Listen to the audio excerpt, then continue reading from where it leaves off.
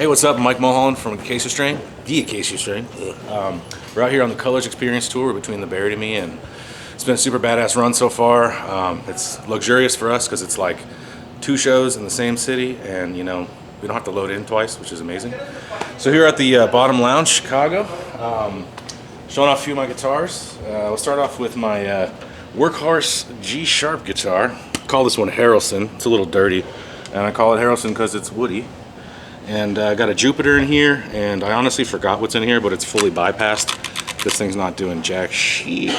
All right, so I'm running D'Addarios. They're sort of a custom set. Both of my guitars are a little weird. I'll go through them by tuning.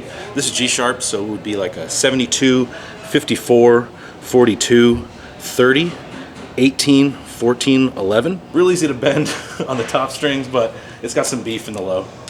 And then for my F guitars, I'm running something that's pretty similar, but a little heavier. 74, and then 54, 42, 30, 19, 15, 13. But they played pretty similarly because of the tuning change. But yeah, let's go through well, I guess I can show you this one now. This is one of my babies, my LACS. I call it the Tiger Shark. This is the 3rd one that they built me. That's for Metallica, not other stuff. Not to be confused with other kinds of guys. Metallica guy here, I believe I got a custom 5 and a jazz in here. It's been a while, I have to double check, but they sound great in this guitar, so no plans to swap those out. Well, you know, on this tour actually, I'm going to the middle position for a couple clean parts, but just like, you know, give it a little more, I don't know. I've tried the coil split for a couple things. I kind of dance around between what I'm feeling on a certain night, but on the Failure Will Follow set, we have a couple clean parts, and I just sort of I go by feel, but I do switch. But otherwise, when I'm doing like a regular, just heavy set, you'll notice there's like a square of electrical tape because I do not change it. But this tour, I am switching around a little bit, and I'm still kind of like getting it down. You know, we're only a couple weeks in, and Failure Will Follow is kind of like a beast of a set. So my backup instruments for G-sharp, I got this RGD. I believe I have a Nazgul Sentient in here. Same gauge as my other one. This thing's awesome. Feels just like an RG. I'm a huge RG guy, obviously. And you know, I love that it's like based off the platform with, you know, a couple cuts out, but still ergonomically feels like the same to me, you know. And then my backup for F is this one here. And I gotta send a shout out to my boy Simon Sludge. I completely jacked his aesthetics on this one. He had a 1077 back in the day that I was like, man, he made that look way cooler than stock. So when I hit up the custom shop and they made the 2027 XLs, I was like, guys, I'm gonna need that single pickup, that white perloid, and I'm super happy with it. This is a bare knuckle Blackhawk. I dig this pickup a lot, but I'm thinking about hitting old Seymour Duncan up and seeing if they make me a white Jupiter, because I'm really into the Jupiters these days.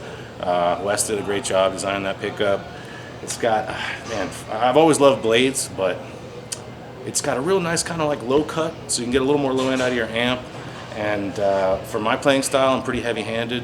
I'm really digging it. So, big fan of the Jupiter. Otherwise, over here, we're running 64 audio, all of our ears.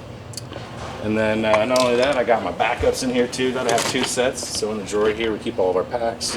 Then we all keep our little in-ear pups in there. And I guess we're on to the Kempers. All right, so I'm sure you've all seen these things. Pretty ubiquitous in our world, but workhorses nonetheless. I'm very happy with my tones, so I haven't been shifting. Even though I own a quad Cortex, I just haven't had time enough to fool around with it. I've been so busy this year, but I am interested. I don't have a dog in the fight in the digital model world. Like, I think you can make anything sound good, whether it's a Helix or one of these or quad or a fucking plug-in. I can't wait till they're all just plug-ins because I'm tired of dragging this stuff around. But basically, I'm running, for the most part, my high gain patches are based off a West patch. I think it's Rectifier.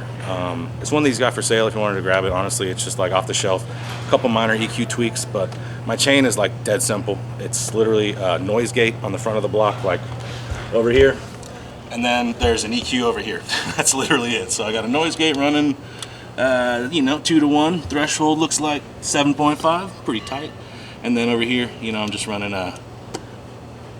just an equalizer. Couple boosts, couple cuts, you know how it goes.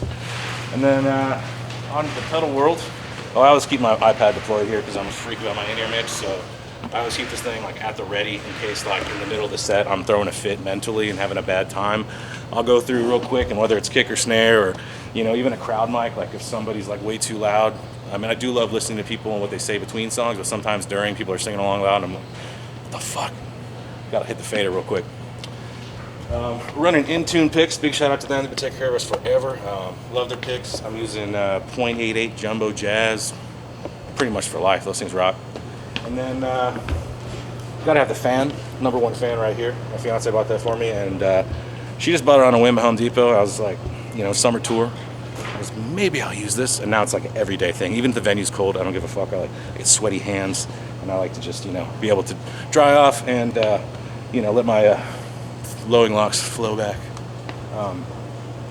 Onto the board, I'm actually using pedals this tour, which is sort of that's a new thing.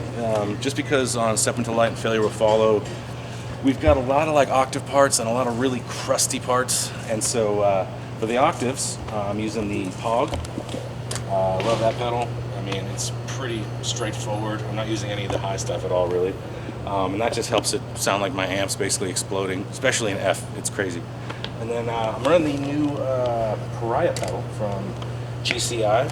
It's a collaboration between Will and Greg in End with Kurt Ballou, I guess. And they came up with this thing, which is kind of like a swollen pickle that's like tweaked out and kind of on steroids. And I think my swollen pickle might be on the shelf for a while since I got this thing. It's amazing. If you're into like a very, very disgusting, grinding, chainsaw, filthy sound, give it a rip. Just try one. They're awesome. And then for some feedback parts, because on these records we kind of have a lot of unhinged feedback, if I can't get it out of the cab right next to me with the pickup on it, I'll kind of come over here and I'll tap the freak out pedal, and that'll sort of just it'll grab something and it'll make feedback out of it. I'm not exactly sure how it works. Sometimes it does this crazy like clipping dance thing that sounds super chaotic, which I think could be useful as well. And you know, when we're doing those parts anyway, I don't care if it sounds all artifacty or whatever. It's supposed to sound noisy and shitty and crazy. So love the freak out, and this is a new thing for me. Like I said, I always just run the Kemper board because I'm a big fan of just having like one cable going out, minimal frills. But there's something about the immediacy of a you know, pedal in front of you too. Sometimes with the Kemper boards, there's like a millisecond of patch change sort of blip that comes in, and I mean, and also for things like octaves and fuzzes, I think that there's something to like circuitry. I'm no like electrician or anything. I just fucking play guitar, but pedals work. They always do, and they do the thing right. So the Kemper also takes them very well. Like, you know, I haven't tried plugging them into my 5150 yet, but I mean, I imagine it's a pretty similar sort of response. All right, so for the Failure Will Follow set, which is a little more involved tone-wise, we're using a main heavy patch, like just rhythm, just as we would normally use. And then I've got one that's sort of, it has a little bit of delay and reverb added to like my main rhythm tone, but not really like a lead patch. It's more for parts where I have to ring out for a super long time, and I'm afraid of just running out of gas. Like if either my action's not perfect, or if I don't hit that string perfectly, or if it's just a little dry. I just like to have it carry on the big like Failure Will Follow drops, you know. And then I've got a lead patch on that one as well. And then I've got two different clean patches, one for the song Bog Walker with the creepy monologue in the middle. Devin and I are doing like a back and forth clean thing. And then in Basin of Vows, there's another clean thing where I play like a cool little part that's just me, and it's super verbed out and wet. And for those, I just used some whatever was on my Kemper. I have so much stuff. I bought it from Joe Balaguer. He had like every freaking profile pack on there, and I was like, well, let's see what we got. So every time I need a tone, I'm never like going on the internet with the Kemper. I'm just pouring through libraries. But I think it was like a Bogner, you know, clean channel off of Ubershaw or something like that. And then again, just the Step Into Light set is more or less the same thing, but just a rhythm, a lead, and then we have a drop F patch. Because in that record, one song goes to drop F. I personally hate pitch shifting. I feel like it's never perfect. There's always some sort of latency, and if you get up to speed at all, you start getting kind of lost in the sauce. But in order for like, you know, continuity purposes of that record, there's one song smack dab in the middle, Teeth of the Cursed Dog. It's in drop F. We're pitch shifting for it on this tour. But if we're up to me, we'd do a change. We just don't have time. All right, so on this tour, typically we are backlining behind us, and then we have like other cabs that go on top that complete the artwork. But we have sort of a unique setup on this one, which is that we are side washing. And it's really nice, honestly, because on this tour, like I said, I'm reaching for so much feedback. It's great to have the cab here, so I just have, I've got a 12-inch speaker I can just make feedback off of, versus like turning my back to the crowd and doing it. You know what I'm saying? So, side washing is honestly pretty tight. I haven't done it like in years. I think I did it maybe 10 or 12 years ago on a tour, and didn't really think about it much. But on this one, I'm digging it. I'm not feeling like anything's missing, and no need for a monitor or anything, because we got a monitor, and of course we got our in-ears. But in case we had to pull one, or if something goes catastrophic, it is nice to have stage volume no matter what. All right, if you want to check us out on social media, we're consistently posting stuff on this tour. The Acacia Strain is our Instagram. My personal one is Mike WTF. And yeah, come say hi. We're doing all kinds of reels this tour. We've been doing a little bit where we eat food during Bog Walker, because there's a 3-minute intro. So Devin's just up here rocking 3 minutes, 7 seconds, just under the lights. So often the rest of us just go to the green room and have a snack, or go bowling. We were in Brooklyn Bowl recently in Philadelphia, and we did a little bowling during that time, and it's fun. So stay tuned.